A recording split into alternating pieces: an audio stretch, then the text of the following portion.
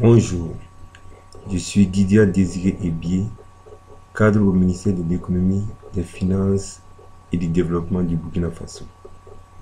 Le travail analytique que je vais présenter porte sur la production d'électricité au Burkina Faso. Le Burkina Faso, à l'instar d'autres pays d'Afrique au sud du Sahara, souffre d'un déficit énergétique qui plombe sérieusement l'épanouissement de l'activité économique. En effet, malgré le fait que le pays importe une bonne partie de son énergie, le taux de couverture électrique s'établissait à environ 30% en 2010. Mieux, dans les zones couvertes par le réseau électrique, les délestages sont monnaie courante, notamment en période de chaleur. Depuis 2014, le gouvernement s'est fixé pour ambition d'atteindre un taux de couverture de 75% à l'horizon 2020. L'atteinte de cet objectif nécessitera la mobilisation d'importantes ressources financières, ce qui n'est pas évident pour le gouvernement à lui seul. Nous estimons que l'une des solutions pour l'atteinte de cet objectif peut être le recours à des contrats PPP de production d'électricité. Il sied d'indiquer qu'au Burkina Faso, l'énergie électrique fait jusque-là l'objet d'un monopole étatique. L'électricité est produite exclusivement par une société étatique, notamment la Société nationale d'électricité. En termes d'intérêt pour le secteur privé, nous pouvons souligner la rentabilité du projet.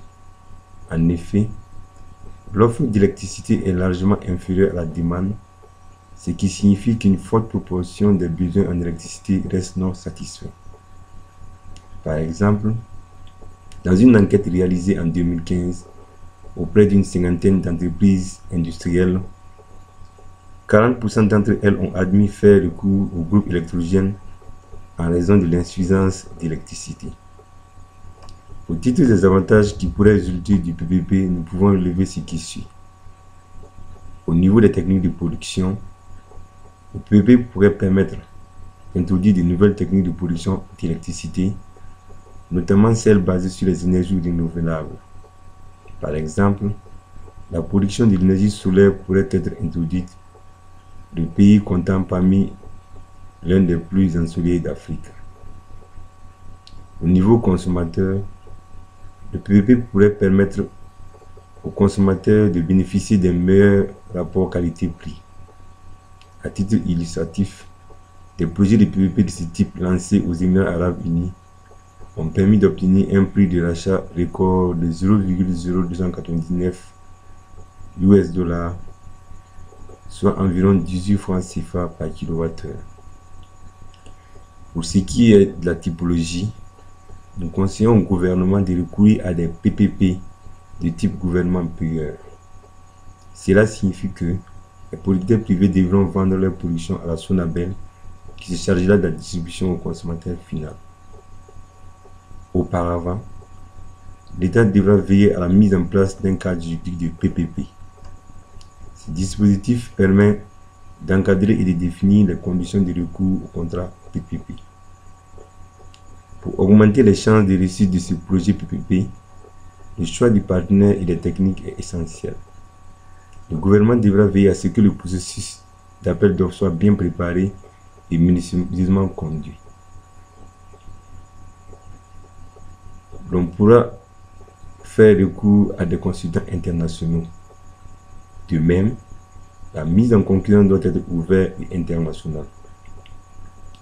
Si ce processus est bien mené, il pourrait permettre de recruter des partenaires privés sérieux. En matière de PPP, l'identification et l'allocation des risques est un aspect essentiel. Pour le présent PPP, les risques que nous avons identifiés sont les suivants. Le risque de construction, le risque d'exploitation. Certains partenaires privés pourraient être défaillants, par exemple. Les risques sociaux. Il sied de souligner qu'au Burkina Faso, depuis un certain temps, il n'est pas rare de voir les populations en colère s'en prendre à des biens privés. Le risque de défaut de paiement, le risque de demande. Concernant l'allocation de ces risques, les producteurs privés devant supporter les risques de construction et d'exploitation. Le gouvernement, quant à lui, assumera les risques sociaux, le risque de défaut de paiement et de demande. Pour la gestion des contrats et de la phase d'exploitation, l'État devra mettre en place une équipe technique spécifique et la doter de moyens adéquats pour la conduite des activités de suivi et évaluation. Nous estimons que si tout ceci est bien mené, nous avons de fortes chances de réduire le gap énergétique tout en offrant un meilleur rapport qualité-prix aux consommateurs burkinabés. Je vous remercie.